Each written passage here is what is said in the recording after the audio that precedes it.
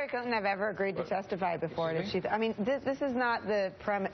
The reason it's such a debacle is because it's not true.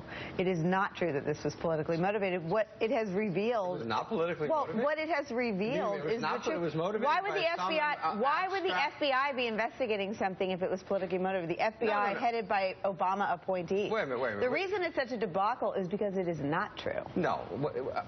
The Benghazi Committee was set up to investigate whether there were mistakes made in the context of the 4 Americans who were killed in Benghazi. Yes or no? Of course. Okay. And you know, when 4 Americans die, that's what we should want the Congress to do. And yet, from all of these investigations about Benghazi, no one has yet come up with anything that the administration... I mean, yes, it was a mistake. It shouldn't have happened. These people were killed. But in terms of some smoking gun or something Hillary did, nobody's found anything. What they are off into are her emails. And do you know why they haven't found anything and why it's now over to the FBI?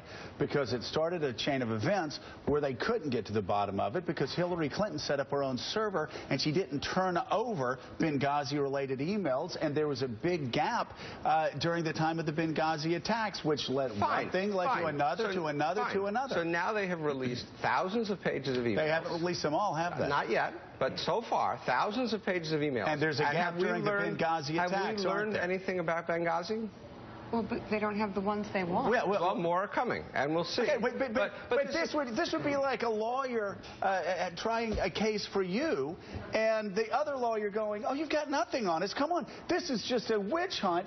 While the other side is not producing all the documents that were subpoenaed. There were subpoenaed documents. Now, if you other side in a commercial dispute against somebody else, you would not allow the lawyer to stand up in court before the judge and say, "Your Honor, this is a witch hunt. They have not produced anything." Your lawyer would stand up and say, "Well, we haven't produced evidence because they haven't turned over what judge you actually had a subpoena from them."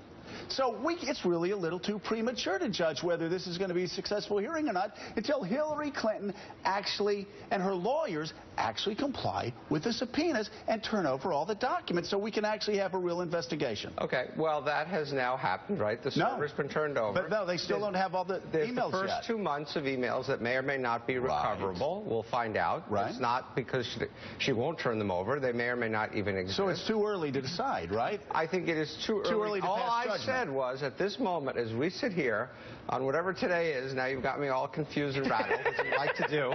No, you know I know. I'm telling you the truth. You're not confused. You know it's the truth. You have found nothing about Benghazi. Because you haven't produced the documents yet. Produced the documents. My only point is this would be like a judge saying, "Well, I haven't received all the subpoenaed documents yet, but I am going to come down with it."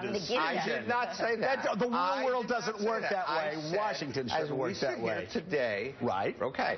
The documents have not been produced. Such as they exist, everything she has control over has been turned over. But she has control over the ones she deleted too. Isn't that the point? She went in and deleted her Yahoo account, whatever the heck it was. It was not Yahoo. That's the point. Oh, sorry, or GoDaddy, whatever. She deleted over. You're really not on the internet much, are you? I'm like the Google. Nicole, since Joe has now set this up in the courtroom, if you are I'm not a lawyer. if That's you are not fair. You have the right. You turn over what's required, but anything that's personal, about yoga lessons or your daughter's wedding, you can destroy. That is the law. Yeah, exactly. And we all know that General Petraeus, when he was running wars in Iraq and Afghanistan, was emailing Hillary Clinton about yoga classes. Oh, wait, no, he wasn't. This was information that's dripped and dripped and dripped out. Let's wait. That's completely true. Let's wait. Of course it is. Everything I say is completely true, and you know it.